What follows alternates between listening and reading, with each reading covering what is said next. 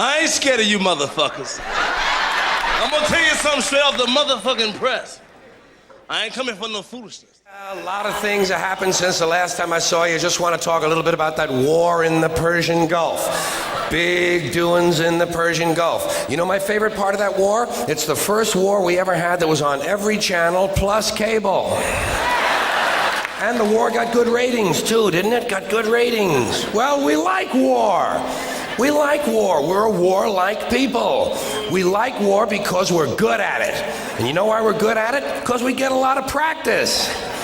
This country's only 200 years old, and already we've had 10 major wars. We average a major war in this country every 20 years, so we're good at it. And it's a good thing we are. We're not very good at anything else anymore. Can't build a decent car, can't make a TV set or a VCR worth the fuck. Got no steel industry left, can't get health care to our old people, can't educate our young people, but we can bomb the shit out of your country, all right? Huh? We can bomb the shit out of your country, all right? Especially if your country is full of brown people. Oh, we like that, don't we? That's our hobby. That's our new job in the world, bombing brown people. Iraq, Panama, Grenada, Libya, you got some brown people in your country, tell them to watch the fuck out, or we'll goddamn bomb them. Well, when's the last white people you can remember that we bombed? Can you remember the last white, can you remember any white people we've ever bombed? The Germans are the only ones, and the only reason for that is because they were trying to cut in on our action. They wanted to dominate the world. Bullshit, that's our fucking job. That's our fucking job.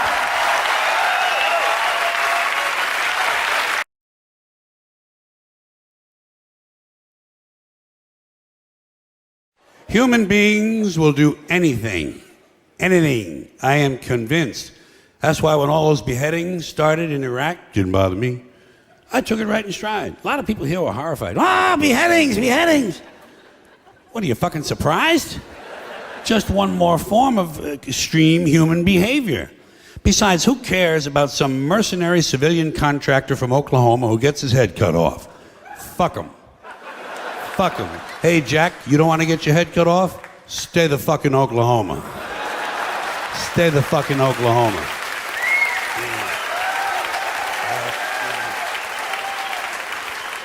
They ain't cutting off heads in Oklahoma, as far as I know. But I do know this. You strap on a gun and go strutting around some other man's country, you better be ready for some action, Jack. You better be ready for some action. People are touchy about that sort of thing. And let me ask you this while I have you good, clean Americans here. This is a moral question, not rhetorical. I'm looking for the answer. What is the moral difference between cutting off one guy's head, or 2, or 3, or 5, or 10, and dropping a big bomb on a hospital and killing a whole bunch of sick kids? Has anybody in authority given you an explanation of the difference? I have not gotten an email on this. No one will talk to me. I haven't gotten a postcard, not a fucking instant message, nothing.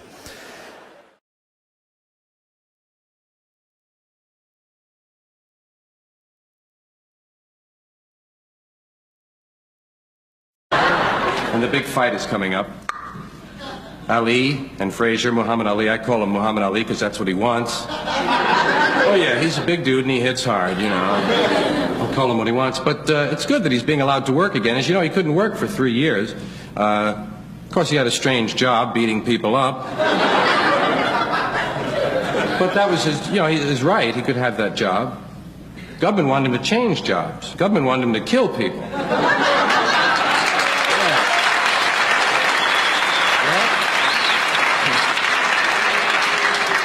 He thought it over and he said, no, that's where I draw the line. I'll beat him up, but I don't want to kill him. And the government told him, well, if you won't kill him, we won't let you beat him up.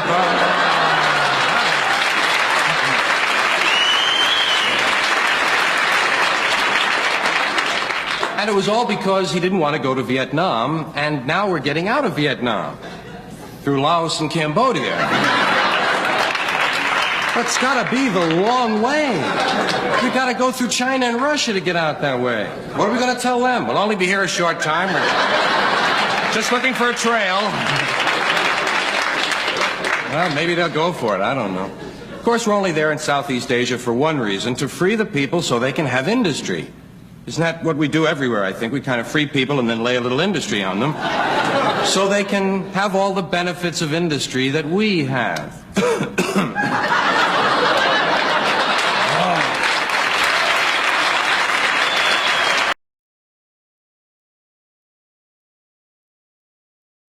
It's the old American double standard, you know, say one thing, do something different.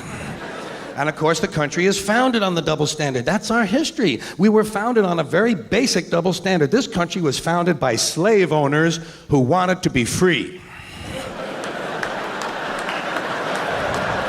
Am I right? A group of slave owners who wanted to be free. So they killed a lot of white English people in order to continue owning their black African people so they could wipe out the rest of the red Indian people and move west and steal the rest of the land from the brown Mexican people, giving them a place to take off and drop their nuclear weapons on the yellow Japanese people. You know what the motto? You know what the motto of this country ought to be? You give us a color, we'll wipe it out. You got it. So anyway, about 80 years after the Constitution is ratified, 80 years later, the slaves are freed. Not so you'd really notice it, of course. Just sort of on paper. And that was, of course, during the Civil War. Now, there's another phrase I dearly love. That is a true oxymoron if I've ever heard one. Civil War. Do you think any country could really have a civil war? Say, pardon me. I'm awfully sorry. I'm awfully sorry.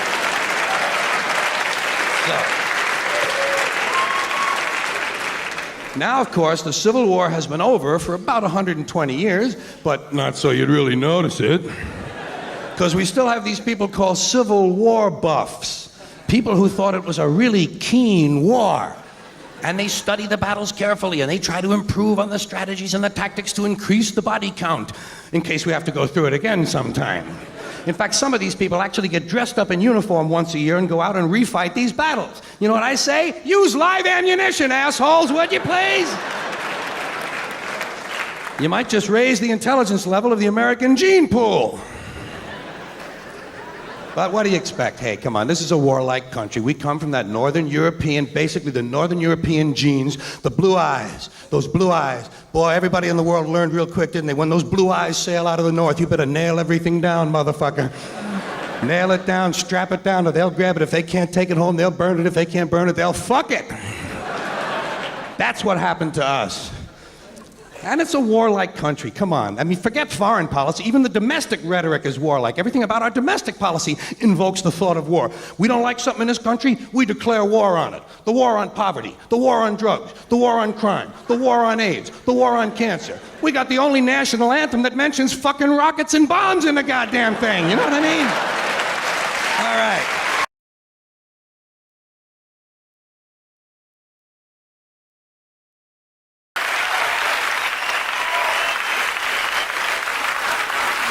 Now we only bomb brown people.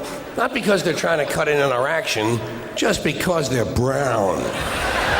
Now you might be noticing I don't feel about that war the way we were told we were supposed to feel about that war, the way we were ordered and instructed by the United States government to feel about that war. See, my mind doesn't work that way. I got this real moron thing I do, it's called thinking. And I'm not a really good American because I like to form my own opinions. I don't just roll over when I'm told to. Sad to say, most Americans just roll over on command. Not me. Not me. I have certain rules I live by. My first rule, I don't believe anything the government tells me. Nothing. Zero.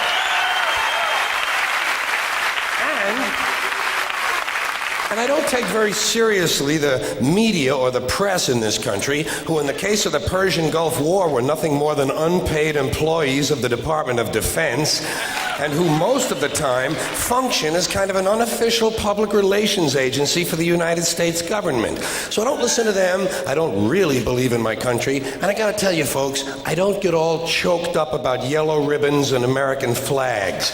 I consider I consider them to be symbols, and I leave symbols to the simple-minded. To me, war is nothing but a whole lot of prick waving, okay?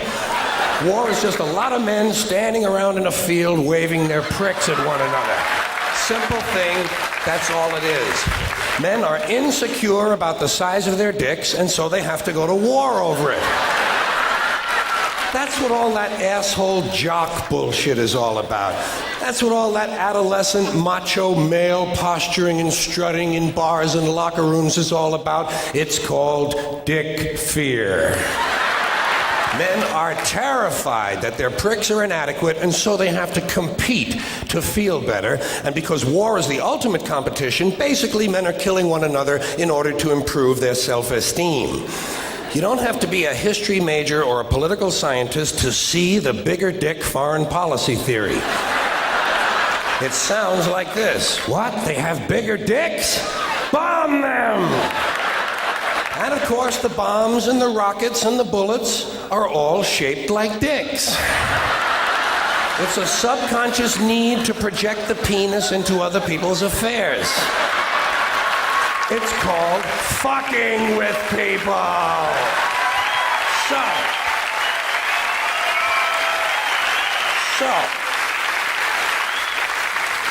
as far as I'm concerned, that whole thing in the Persian Gulf, nothing more than a big prick-waving dick fight.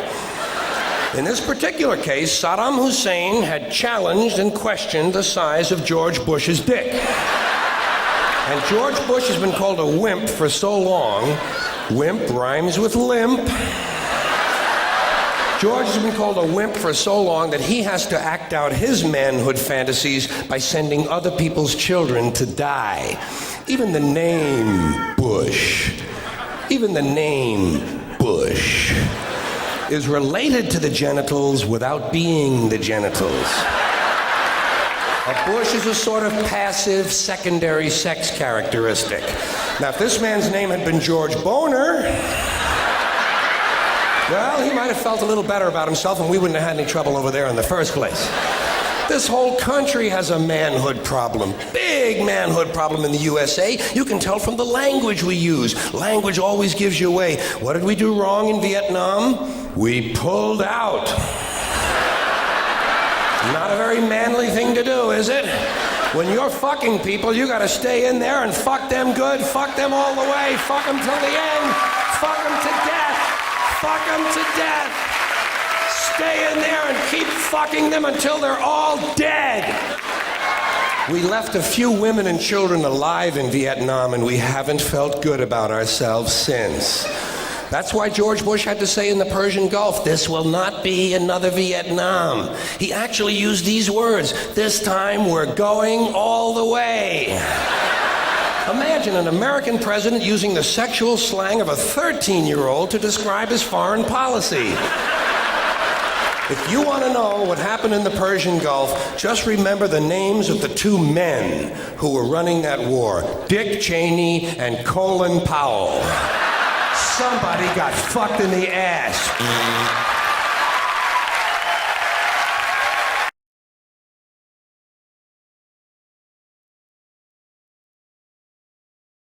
Now, folks, before we get too far along here tonight, there's something we got to talk about. Everybody knows what it is. It's in the air. It's in the city. And naturally, I'm talking about the events of September 11th and everything that's happened since that time. And the reason we have to talk about it is otherwise, it's like the elephant in the living room that nobody mentions, you know? I mean, yeah, there it is sitting on the fucking couch and nobody says a word.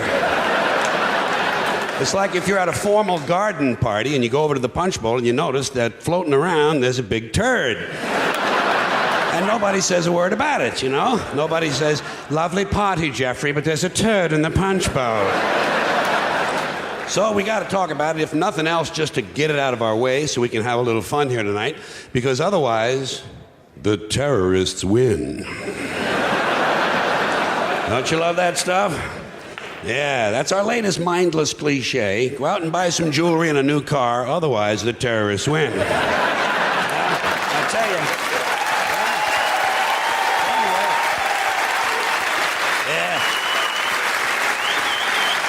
Those business assholes really know how to take advantage, don't they? So here's what I'm thinking, folks. By now, everybody's supposed to know that when it comes to survival, staying alive, you know, you have to be, you can't be too picky and choosy about the company you're going to keep. You know, sometimes you have to cooperate with some kind of unsavory people. People you don't like, people you don't trust, people you don't respect, the kind of people you might not even invite into your own home.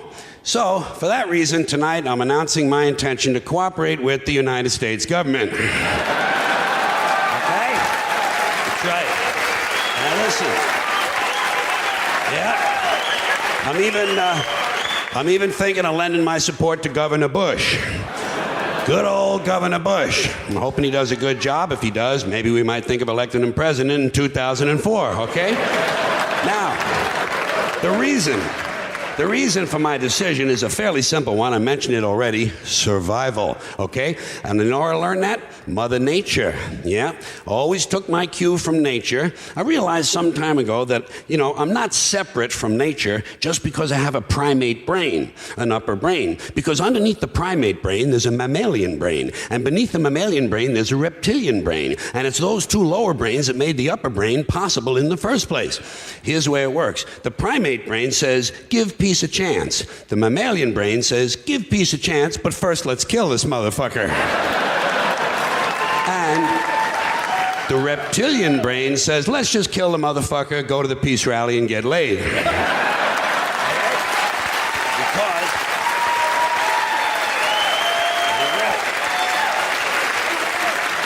Because the first obligation of any organism is to survive. The second is to reproduce. Survival is more important than fucking, okay? Pacifism is a nice idea, but it can get you killed. We're not there yet, folks. Evolution is slow, smallpox is fast, all right? Now, the government has asked all of us to come up with suggestions and ideas that we might have for helping to fight terrorism. That'll give you an idea how much shit they have on the shelf, okay? Yeah. And like any good citizen, I'm ready with my suggestions. Now, first of all, overseas, in Afghanistan, I think you have to use the most powerful weapon you have. In this case, chemical warfare of a type never used before. And I'm talking about the flatulent airborne reaction team. F-A-R-T, fart. Here's what you do. You take thousands of overweight male NFL football fans, okay? Thousands of them. We're going to start with a nucleus of Giants fans and Jets fans. Got to start with that nucleus. Now, it might be necessary to include some Bills fans and Eagles fans too, okay? This is war. You can't be choosy. And I'm also thinking about getting some of those big fat cocksuckers who root for the teams in the NFC Central, you know? Chicago Bears fans, Green Bay Packer fans, guys who eat a lot of bratwurst, okay? And all these guys have to be over 200 pounds. What you do is, for 30 days, you put them on a diet of nothing but cheese, cabbage, and beer, okay? That's all they get for 30 days. For many of these men, this will not be a new diet. You fill them up with cheese and cabbage and beer, and you drop them into Afghanistan, where they commence chemical warfare of the highest order. You send 3-man fart squads into every cave and tunnel in Afghanistan. Just send them in there, all right? And then that's all. You smoke them out. That's right. Yeah. These good citizens will release horrendous, deadly farts. The kind of fart that could kill cancer. The kind of fart that comes in handy if you have something that needs welding. The kind of fart that if you let one go at home, 30 minutes later, your plants are all yellow. The kind of fart that after 2 or 3 days, you begin to realize there are no more birds in your neighborhood. A fart that would eat the stitching out of Levi's. Can I get away with one more fart joke here? The kind of fart whereby the Centers for Disease Control declares your pants a level 5 biohazard. Okay?